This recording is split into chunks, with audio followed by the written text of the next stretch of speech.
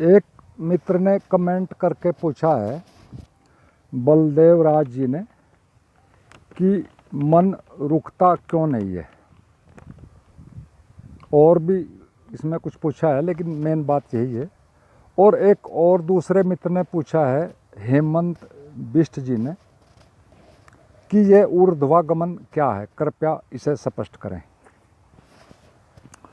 तो हम इस वीडियो में इन दोनों बातों पर ही एक तरह से बात करेंगे, इनको स्पष्ट करने की कोशिश करेंगे। तो होता क्या है कि अक्सर अधिकतर साधकों की एक ही समस्या होती है कि मन रुकता क्यों नहीं है। साथ ही एक और दूसरी स्थिति का भी एक तरह से अधिकतर लोग साधक सामना करते हैं कि उन्हें लगता है कि मन रुक गया है, लेकिन उन्हें यह पता नहीं होता है कि वो नींद में चले गए हैं या तंद्रा की एक तरह से अवस्था में हैं या ध्यान में हैं। और कुछ को इसके अतिरिक्त भी जो ध्यान की शुरुआती अवस्थाएं घटती हैं, जो स्थिरता आती है, शांति आती है, वो उनको अच्छा लगता है और वो फिर एक तरह से इंतज़ार करते रहते हैं कि कुछ और आगे घटेगा। लेकिन थोड़ी देर बाद फिर पुनः एक तरह से पहले वाली अवस्था में आ जाते हैं और बार बार उन्हें ऐसा ही घटता रहता है, अच्छा लगता है, लेकिन बात और आगे एक तरह से नहीं जाती है और वो इसे ही फिर अंततः अंतिम बात समझ लेते हैं एक तरह से कहो। और ऐसा इसलिए होता है कि वे मन पर सिर्फ बाहर से ही काम कर रहे होते हैं, जबकि उसकी जड़ पर काम करना चाहिए। जीवन अंदर से आता है, मन की गहराइयों से आता है, सारे विचार भाव सब कुछ वहीं से आता है, तो वहाँ पर काम करना एक तरह से बड़ा ज़रूरी है। और उनकी जो विधियों बाहर से करते रहते हैं अक्सर सभी लोग, वो विधि एक तरह से अपनी सीमा में ही काम कर सकती है। और सच में तो ज़्यादातर विधियाँ एक सीमा से आगे ले जा ही नहीं सकती। और मन तो हम सभी जानते हैं कि एक तरह से एक ऐसा वृक्ष है जिस पर हर समय नए नए पत्ते निकलते रहते हैं और विधियाँ पत्तों को काटती छाटती रहती हैं किसी अपने सिस्टम से। कुछ समय के लिए अच्छा लगता है जब कोई भी पत्ता नहीं होता है, लेकिन वो सब बाहर ही होता है, फिर नए पत्ते उगाते हैं। और सही विधियाँ तो सच में वही होती हैं जो बाहर से भी काम करें और जड़ को भी कमज़ोर करती चली जाएं, ताकि एक दिन उसकी हर चीज़ आपकी मर्ज़ी से चले और आप मालिक हो जाएं और वो आपकी मर्ज़ी से ही उगे बढ़े घटे, यानी मालिकियत पूरी तरह आपकी हो जाए। और हम अब आगे इसी बात पर एक तरह से चर्चा करेंगे। दूसरे मित्र ने पूछा कि ऊर्ध्वागमन क्या है, उससे भी हम समझेंगे, उससे बहुत चीज़ें हमारी साफ हो जाएंगी। और इसको समझने से फिर एक तरह से मन और साधक के बीच का जो एक तरह से द्वंद्व होता है, जो हमेशा चलता ही रहता है, तो क्योंकि साधक सारा मन पर काम कर रहा होता है, एक तरह से सामान्य जीवनचर्या से एक अलग तरह से काम कर रहा होता है, तो उनके अंदर का जो द्वंद्व है वो हम समझते हैं। तो अब हम एक तरह से ऊर्ध्वागमन को समझते हैं कि ऊर्ध्वागमन क्या है। तो मोटे तौर पर जीवन में दो प्रकार की ही गतियाँ मुख्य रूप से पाई जाती हैं जीवन के हर क्षेत्र में। एक होती है एक्सटेजिक या कहो हॉरिजॉन्टल, और दूसरी होती है वर्टिकल या कहो ऊर्ध्वागमन की गति। और पहली का अर्थ है जो एक्सटेजिक होती है, उसे आप पैरेलल कहें, हॉरिजॉन्टल कहें, सीधी कहें, समानांतर कहें या सीधी चलती रहे। उसका अर्थ है कि आप सीधे चले जा रहे हैं किसी दिशा में जा रहे हैं और इस आशा में जा रहे हैं कि कहीं किसी नई जगह पहुंचेंगे, अनोखी जगह पहुंचेंगे, कुछ नया घटेगा। और चूंकि आपके साथ और भी बहुत लोग जा रहे हैं, अधिकतम लोग सब उसी दिशा में जा रहे हैं, तो वो ठीक भी लग रहा है और गारंटी सी भी लग रही है और कोई खतरा भी नज़र नहीं लगता उसमें, चाहे वो किसी भी क्षेत्र की बात हो जीवन के। लेकिन ध्यान रखना, यह इस तरह की यात्रा सच में तो कहीं भी नहीं पहुँचाती, किसी गुणात्मक परिवर्तन पर कहीं नहीं पहुंचाती है। उस रास्ते में सब कम ज़्यादा परिमाण कम ज़्यादा हो सकते हैं, लेकिन गुणात्मक रूप से कोई अंतर नहीं होता, कोई अलग डायमेंशन का रास्ता नहीं खुलता। हाँ, रास्ते में अच्छे अच्छे दृश्य जरूर आते हैं, उस एक ही रास्ते पर लगता है कि सही जा रहे हैं, कुछ आएगा, लेकिन गुणात्मक रूप से एक तरह से कहो कुछ भी नया नहीं आता। और यदि चलते ही रहें तो अंत में फिर वहीं आ जाएंगे जहाँ से चले थे, यानी वर्तुल पूरा हो जाएगा।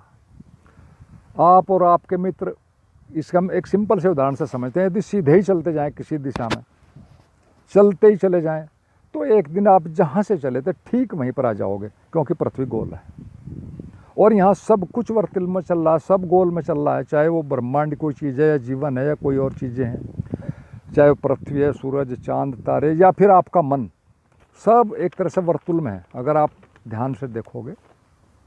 और जीवन के अंत में फिर हम सभी जानते हैं कि कुछ भी हाथ नहीं लगता, एक तरह से सिर्फ एक उदासी और एक व्यर्थता का बोध कहो या बस पछतावा भी कह सकते हैं उसको, और कुछ नहीं।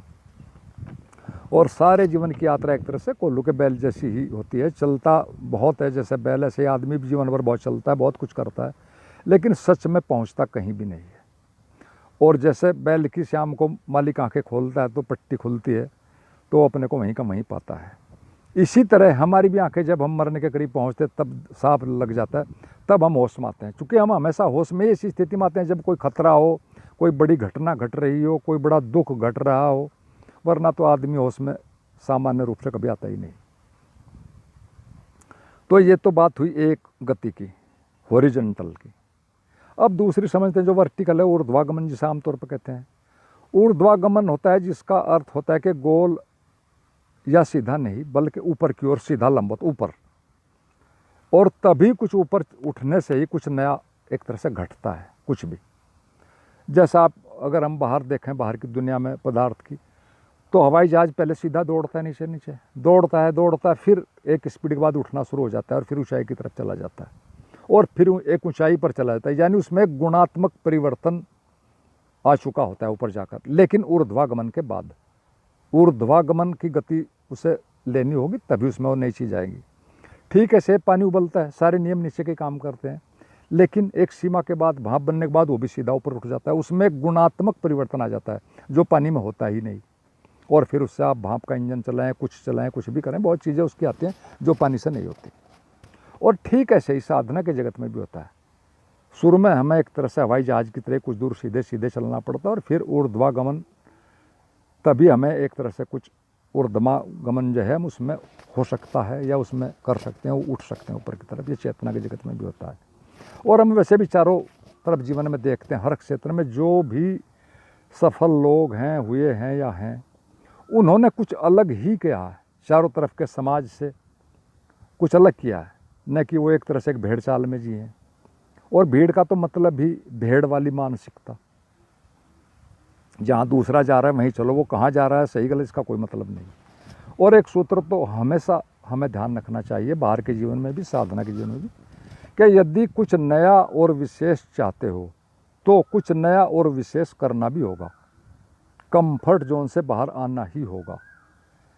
तो अब थोड़ा साधना के जगत में जो ऊर्ध्वागमन की बात हम कर रहे हैं उसको भी समझते हैं।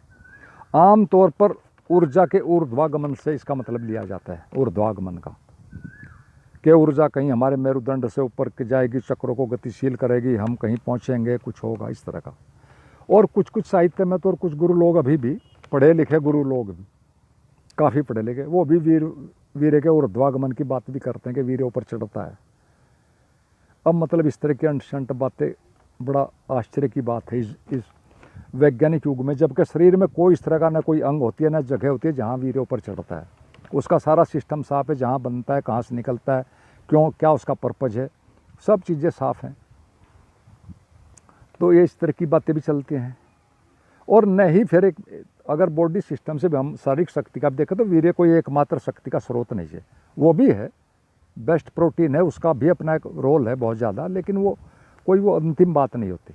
इस पर मैंने अलग से एक दो वीडियो में भी काफ़ी इस चीज़ को एक तरह से क्लियर किया है।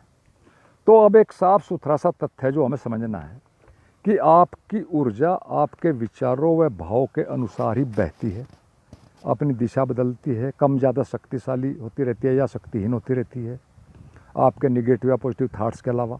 और भी इसमें बहुत चीज़ें हैं। और हमारा मन इन सारी चीज़ों का, यानी हमारे विचारों का, भाव का, कल्पनाओं, आशाओं का, डरों का, मोह का, लोभ आदि हर चीज़ का जो भी हमारा भाव है या विचार है या भविष्य के बारे में जो भी कुछ है, चिंताएं या बिना योजनाएं, उन सब का जनक है और उन सब का एक तरह से दिशा निर्देशक भी होता है वही।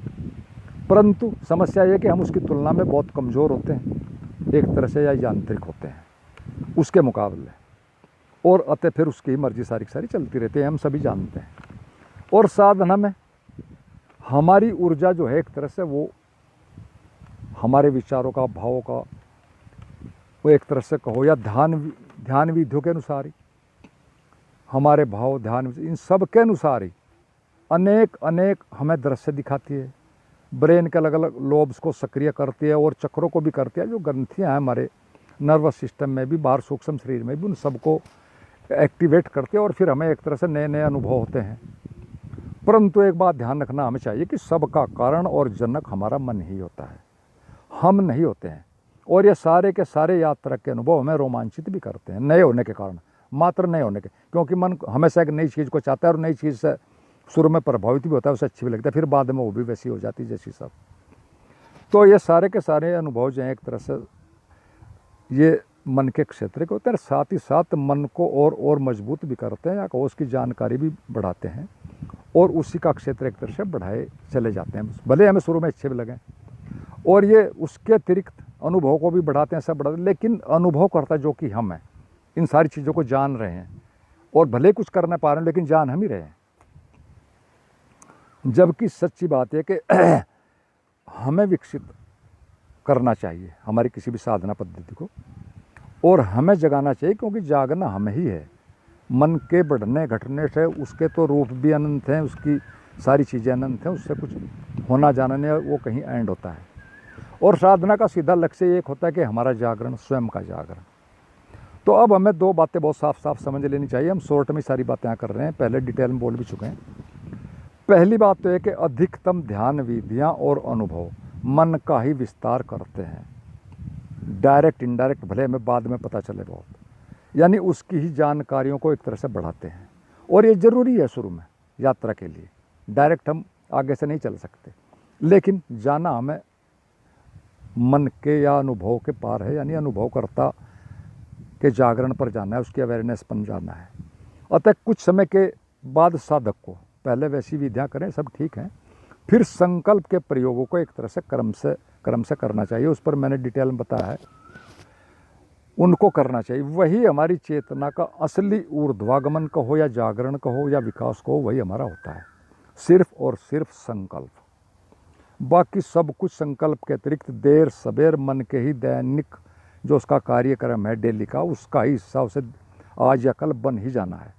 और सभी ध्यान विधियाँ एक तरह से प्रेम भाववादी वगैरह वगैरह सारे 99% मामलों में एक तरह से कहो सीधी व वो जो गोल यात्रा है उसी में ही एक तरह से सारा का सारा रह जाती हैं।